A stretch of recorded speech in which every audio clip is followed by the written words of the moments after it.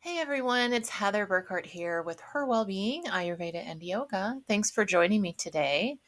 Today's video is all about the sister sciences of Ayurveda and Yoga. And if you did not know they were sister sciences, I hope that you learn more about that today. And before we begin, I would like to start with the peace mantra. And this is a traditional mantra that um, a teacher may share with students before they start class. So it goes like this, and you can just listen along.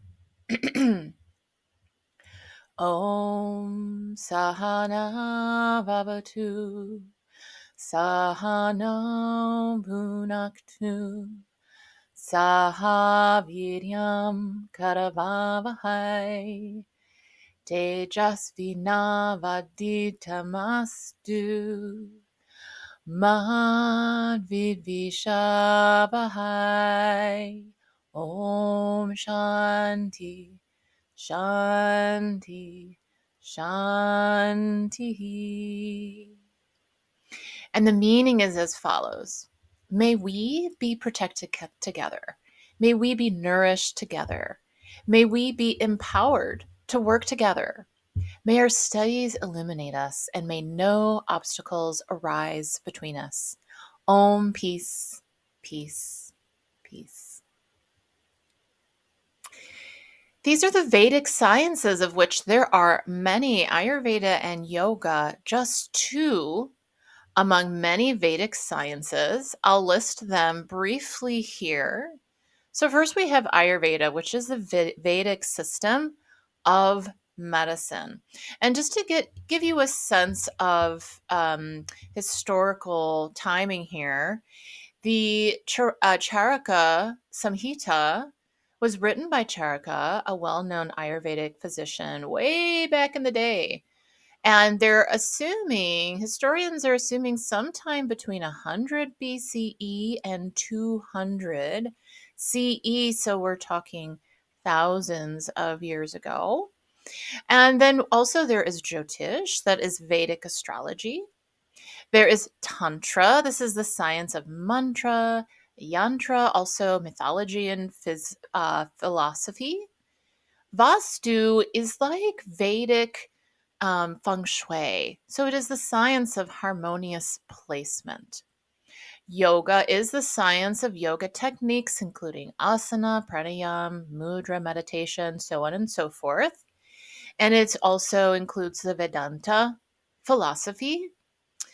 And Ayurveda or yoga are entwined together as sister sciences, it's said, because of their origins from Sankhya philosophy. And I won't get into that today, but that's a good thing to know if you want to know more about the origins of Ayurveda and yoga as sister sciences. Look into Sankhya philosophy. Let's talk about the rise of yoga in the US. So it made its way to the West basically in the late 1800s to begin with, but it really didn't take off until early in the 20th century and then closer to mid century. So this is when it was gaining popularity. And especially in the 60s and 70s, yoga became a symbol of peace, mindfulness, and alternative living. And fast forward to today, it is a booming industry worth over $80 billion globally. And it's seen to increase exponentially over the coming decades. So, in other words, it's just getting started. Can you believe it? The surge in popularity has left some people wondering. Maybe you're wondering what happened to the original purpose of yoga, and what is it? What is the original purpose of yoga? And how did a practice meant to nurture the soul become another capitalist business model? Yes, it's true. The true essence of yoga goes beyond poses and yoga classes and yoga pants. And as the practice grows with capitalism, it's also caught up in, yes, cultural appropriation. That's something that all should know about, and I'll talk about that next.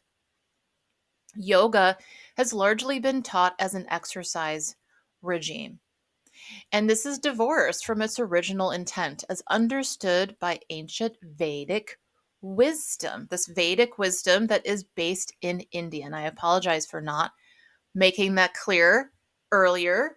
The Vedic sciences are from India, thousands of years old. And this is a good definition for cultural appropriation. When a dominant culture adopts elements of another culture, often without fully understanding or respecting its origins, that is appropriation. In terms of yoga, the Western version often focuses only on the physical aspects. For example, the yoga postures, while leaving out the spiritual and philosophical foundations. So, this is what we mean that it's divorced from its cultural meaning. Yoga is intended as a way to find harmony in the body mind system and ascend a personal spiritual path, eventually leading to union with universal consciousness.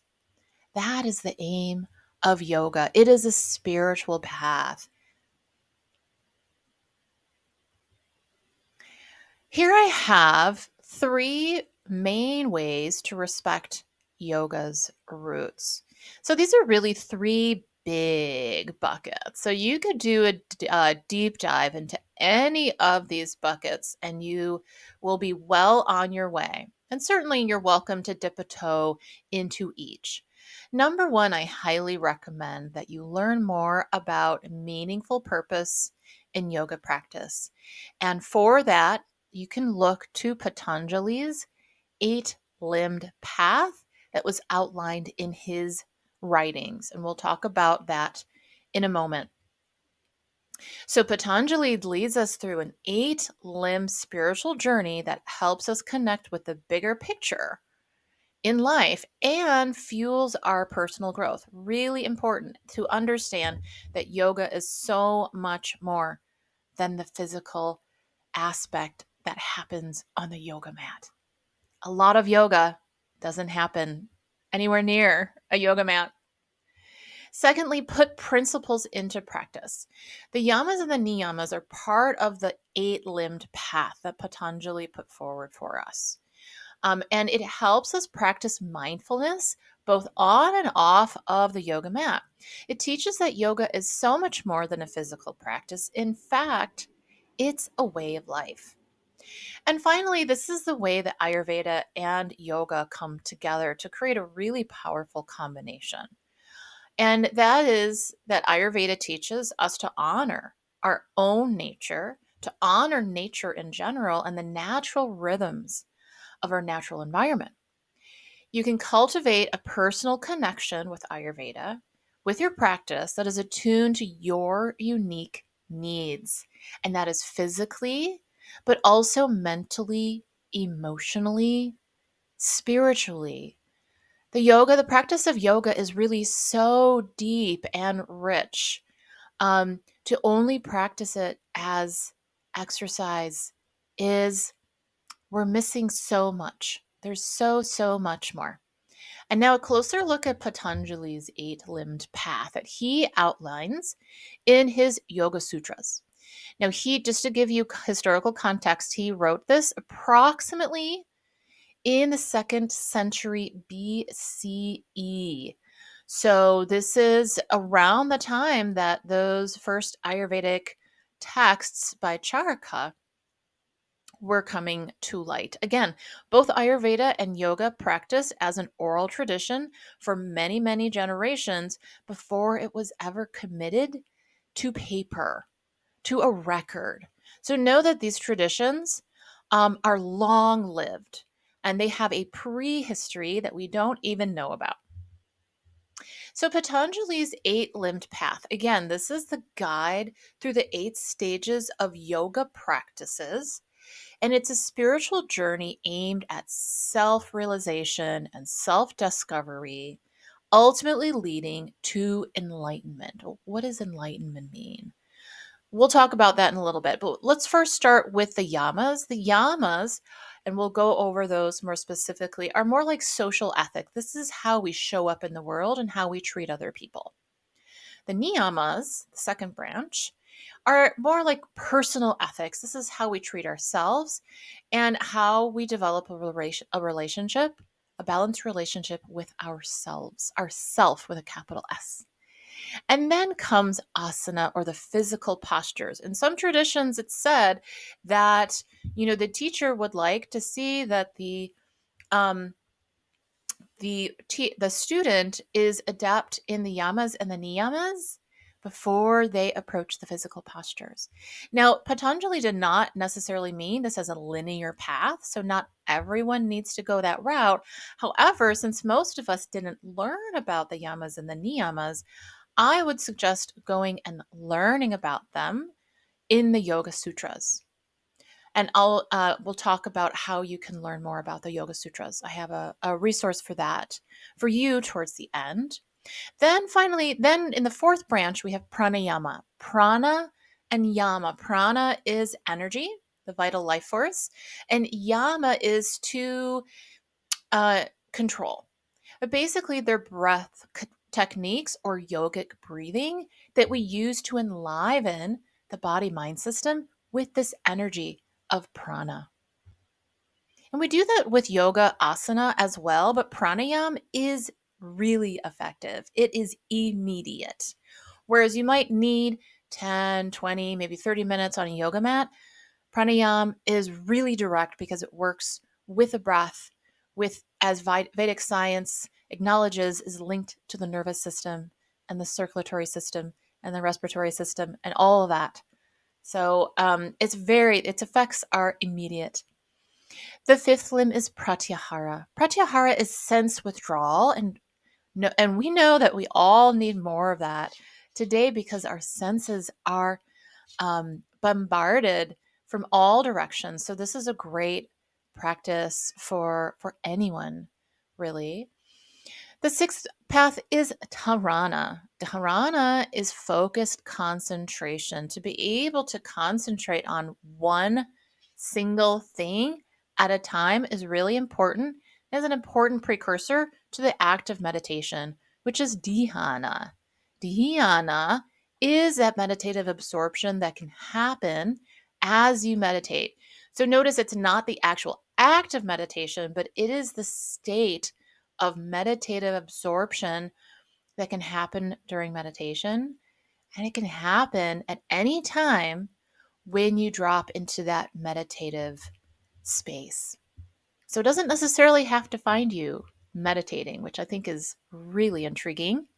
And finally, we have samadhi. And samadhi, of course, isn't necessarily the end of the road.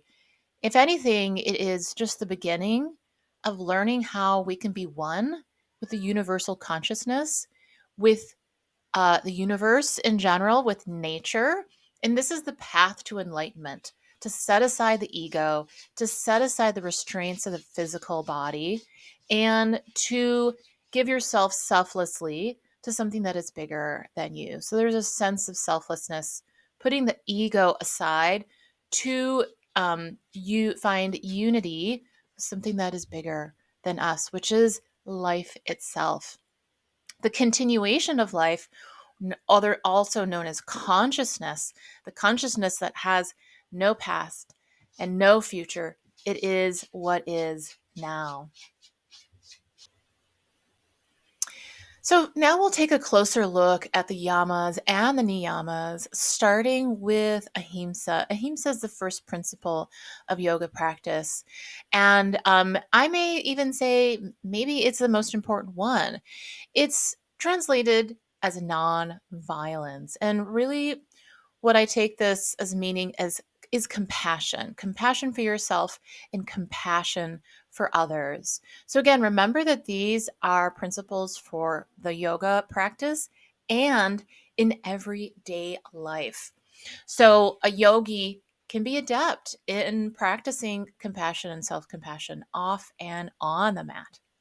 Then we have satya. Satya is truthfulness. It translates as non-lying or being honest. And so honesty is very important, especially with yourself as you're approaching your practice, to be truthful about your abilities and what is possible on the yoga mat or your meditation cushion. So truthfulness is also about aligning what you think and you say and you do as a foundation for authenticity, which is based in truthfulness. Truthful to what? To you, to who you truly are. Asteya is non stealing. I like to think of this as responsibility and not taking more than what you need and being happy with what you have. It also translates as non hoarding, not taking too much. And I think this is an important one for Westerners. We tend to think that more is more, and Asteya is more about more, less is more. Less is more, is what Asteya is about. Aparigraha is non-greed. You can also think of it as simplicity, living simply, um, having a simple diet, a simple lifestyle, a simple routine. All of that feeds aparigraha or nourishes simplicity. When we have simplicity, that may also lead us to purity or saucha, which is translates as cleanliness. So yes, this is about hygiene and taking care of yourself as a yogi, but also purity of mind, purity of thoughts, um, and approaching your mat with a pure mind, meaning leaving the ego behind so that the true essence of your nature, of your yoga practice can evolve. And then we have santosha. Santosha meaning contentment, or other words, gratitude for what you have, as opposed to grasping for those things that you don't have. So, Santosha is a very important gratitude practice. Tapas is also important too. This is discipline, the discipline that brings you to your mat every day, that brings you to your meditation cushion every day, that keeps you to healthy routines every day. And the scripture talks about burning of desires, burning of the things that take us away from our yogic path as simply distractions, right? So we can return to our practice on a day to day basis. And that in itself, looping back to Saucha, leads us to purity as we burn away those impurities. Ishvara Pranihana, again, not that this is the destination, right? Because these are not necessarily linear. This is the surrender to a higher power that we spoke of similarly in the yamas, where we are devoting ourselves and dedicating ourselves to a greater um, purpose. And this can be a dedication to God, to goddess, to any deity that or natural force that you believe in. It may be the natural, creative, maternal force of the universe. Whatever it is this setting aside of the ego and the self with a capital S to give ourselves selflessly to the bigger purpose in life, whatever that is. And in most cases, we don't have control over. So, in other words, this is trust the universe. Trust the universe. A lot of my inspiration for the yamas and the niyamas that you see translated here come from The Secret Power of Yoga, a woman's guide to the Yoga Sutras. That I highly recommend this book. I'll talk more about that towards the end. I wanted to quote Patanjali here. He said, "By the sustained practice of the 8 limbs of yoga, the impurities are destroyed and the light of wisdom, discrimination shines forth." I love that.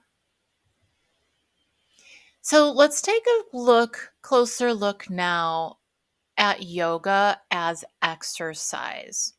So primarily, and this is, a complaint certainly with Ayurveda, is that it ignores your individual needs and it ignores the seasonal changes and even the changes of time during the day. So it really ignores you and it ignores nature.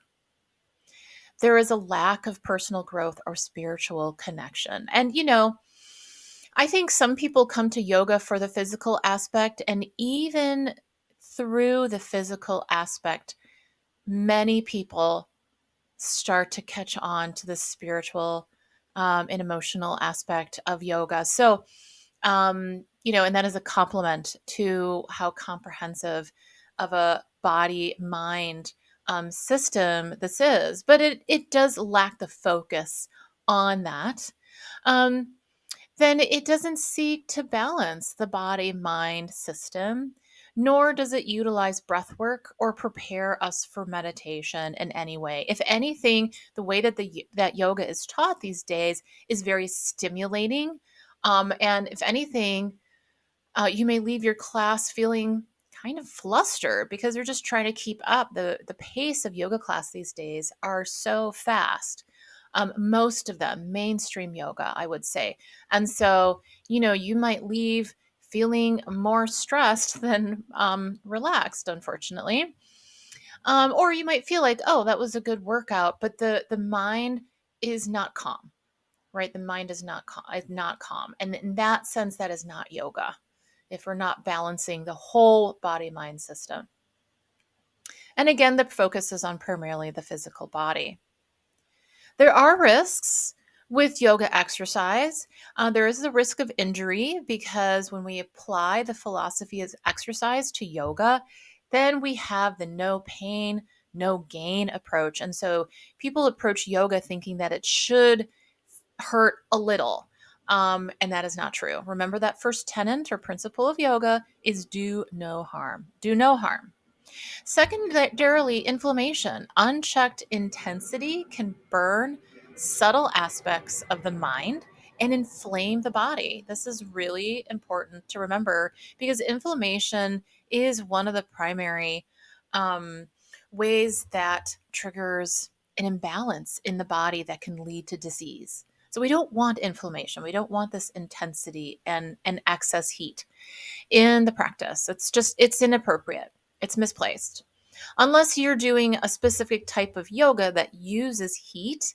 And, Ayurveda has something to say about that. We don't think it's necessarily safe to be engaging with that much heat for your yoga practice, nor do we think that it's necessary. But if that's what you're really into, that's fine. Just know that you're probably cultivating an excess of the fiery pitta dosha in your body and mind, and that means inflammation.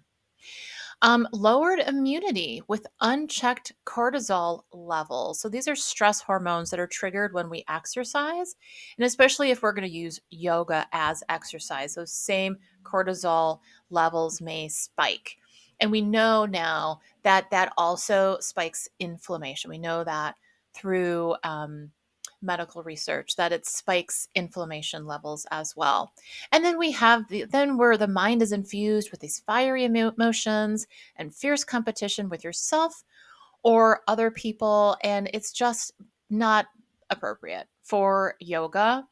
So that's something that we need to let go of in order to find a more balanced practice. So think about advancing your practice beyond just the physical aspect. That's one good place to start. So you want to incorporate the deeper aspects or limbs of yoga, including the breath work, pranayama, mantra. You can read about mantra to use. I also use mantra in my practice, and always spending some time in meditation every day. It's not a yoga practice if we're not spending some time with breath and some time with meditation. It's something else. It's exercise. It's exercise. And the exercise is fine, but it's not yoga. Spend as much time, in the asana portion of your yoga practice with at least a few minutes of relaxation. This is the post shavasana, where we practice the tension release after we've worked with the yoga postures. So just letting the body soften and relax. And this is a time for us to integrate our practice as well. And you'll also want to end your yoga practice with, even if it's just a few minutes of silent contemplation or meditative sitting. Just as this picture is showing. Just sitting and notice, observe the effects of your practice. How is your mind reacting to this practice? How is your body reacting? Are you in pain? Are you hot? Are you thirsty?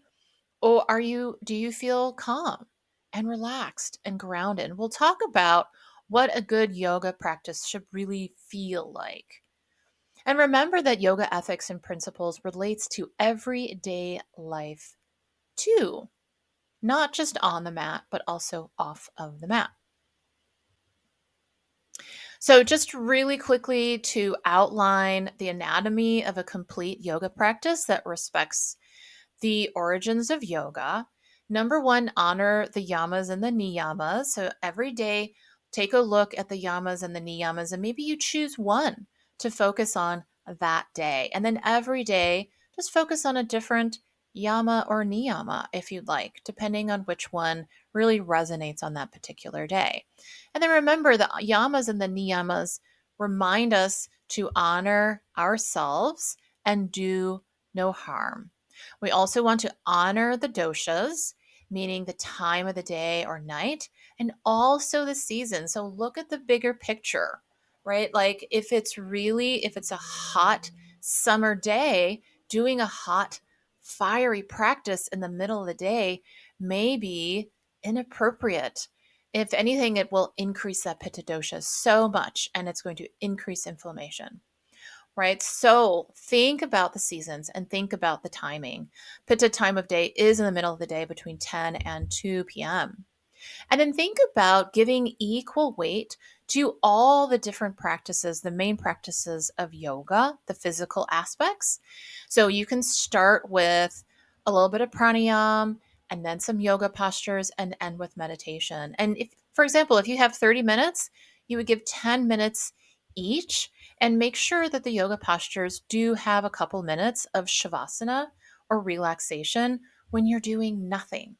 So remember, less is more. Maybe you only have 15 minutes in the morning. Okay, let's be real. That's more along my lines of what kind of time I have in the morning.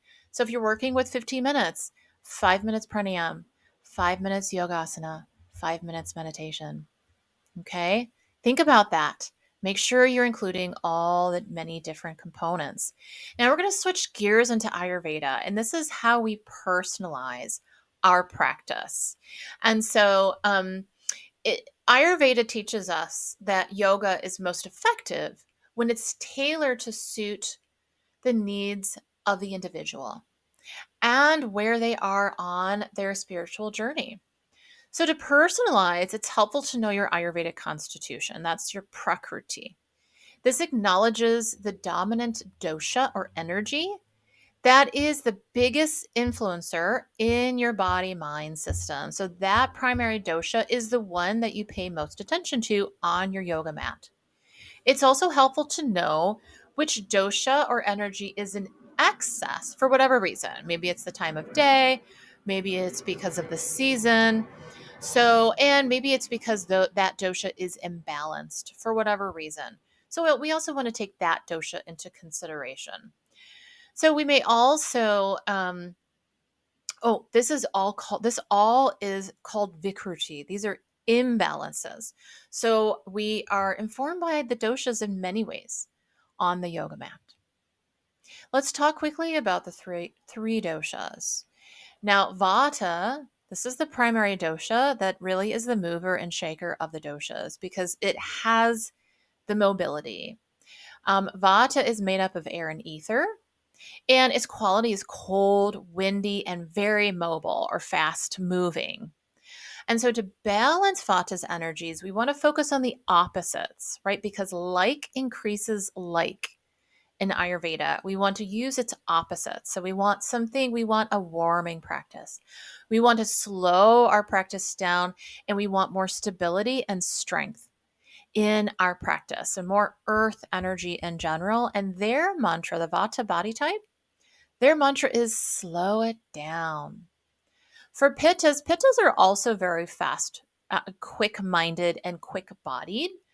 And this is it's represented by the fire dosha, also a little bit of water as well, fire element. And its dominant energy is fire, and its quality is hot and spreading like acid, right? And so it spreads, it's quick, it's fiery, it can burn you, right? But it can also bring the heat, right? Which we may want in our practice. However, for pitta body types, we have to focus on the opposite. We need to cool things down. We need to slow things down, and they need stability and strength as well. Their mantra is take it easy. I would say slow down as well, but more so take it easy. Pitta people tend to be more intense. They're the ones in that hot yoga class that are competing with themselves and trying to outdo themselves. And so this is their mantra. Cool it down and slow it down. Take it easy. Kapha, very different. The Kapha dosha, the elements that are made of the Kapha dosha are earth and water. And so those qualities are coolness and dampness, moist and heavy. And so to balance the Kapha dosha, we're thinking more about the opposites of heating, drying, and being very light. Okay. And so their practice is really different. Their mantra is pick up the pace or lighten up, right? So even if you're drawn towards that restorative class with all the comfy props and just lying there and stretching really gently, it makes more sense to be in a heated class so you can stay warm and for you to be moving quickly. You got to keep it moving. All right. So those are the doshas, and hopefully that gives you a sense of you probably identify with one of these doshas, and that, go with your gut instinct, and most likely you need to do the opposite of what you are doing in most cases. So here are my favorite yoga tips for the doshas. For airy constitutions or imbalances, or maybe this is even this for the season of Vata. Try a warming practice with grounding postures that improve endurance, flexibility, and strength. So you can focus more on strong standing poses that don't wear you out too much. Try them with both feet on the ground, and then also poses that are on the ground. Seated poses, floor poses where you're building strength and stability, but you're on the ground. And that's a lot more stabilizing for our Vata types. And then for Pitta types, balance of fiery constitution or imbalance, or maybe this is summertime. Maybe you're practicing on a hot day in the middle of the day. Again, cooling is more important for pittas and also grounding. So focus on the poses that are on the ground, that are seated, and this helps to turn down inflammation, turn down anger, and turn down intensity. All really important for these folks. So these are lying down poses, seated poses. They can still do strong poses, but we're trying to take the intensity out of it and take the ego out of it as well. For kapha types, to balance the earthy constitution or imbalance, then we want a more heating and stimulating practice, more uplifting poses, and a quicker pace. So this is what you see that's very common in yoga studios, these fast vinyasa classes where you're doing lots of repetitions of sun salutations, inversions, headstands, back bends. This, that, and the other. This is a very kapha practice. And so what we have is most yogis are vatas and pittas. And then we have them doing this very kapha practice. So I hope that's eye-opening for a lot of people to see the disconnect there. that actually that those people should be doing more grounding, strengthening, stabilizing, as opposed to this really heating and stimulating stuff that's better for kapha. I do not see as many kapha folks in my yoga classes or in yoga studios. So please bear that in mind next time you go to the yoga studio. Try, work with your opposites. Even though you're attracted by the hot yoga style, think about what might be actually more balancing for you. We'll talk briefly about a seasonal approach. Right now it's fall. So fall is the vata season. If you're not sure what doshas you're working with, you're definitely working with the doshas of the season. So the vata dosha brings is happening in the fall and early winter, and it has this very airy and dry and cool nature. And this really lasts through, I should say, late winter. It goes through early winter, it ends with late winter when we start to get more humidity and snow. So, a few tips in terms of fall lifestyle and yoga tips. You want to keep it simple. Remember, think of simplicity. Less is more. Again, this is we're revisiting the yamas and the niyamas here. And we want to stay warm. We want to stay warm in our practice. And you might even find a gently heated class to be really soothing. As long as you're not overdoing it in class, a gently heated class sounds great, especially as it starts to get colder. The theme is to nourish and ground yourself. And again, the mantra is to slow down. Slow it down. Here are some signs of a balanced practice. So you'll notice that you have good digestion, you have good elimination. Good elimination in yogic terms is basically eliminating every day. Ayurveda says that you should eliminate every day because you put food and things in your body every day. So every day, those things need to work through you and come out. Some people will skip a day here and there if that's your pattern, but most cases we're eliminating most days. For Vata people, you may feel less stiffness in the joints, stronger in your muscles, a sense of groundedness, and you feel warm. Pittas will feel a sense of cool, calmness, and also openness, even a sense of joy, more tolerance and patience, and less inflammation overall. And then for kapha folks, they may feel more light and energetic. They may feel less damp and heavy, less congestion, less mucus and excess swelling, right? That's water retention. That's important for our kapha folks. If you have been in a practice that have thrown your doshas off, you'll notice more of this pain, tension, injury, agitation, indigestion, like heartburn, headaches, a feeling of scatteredness, ungroundedness. For vatas, you may feel more stiff, more pain. You may have more anxiety. You may have trouble sleeping and even more troubles eliminating. And then for pitta people, you may feel more intense heat, more tension, more anger and irritability, and even more headaches, right? And that is not fun.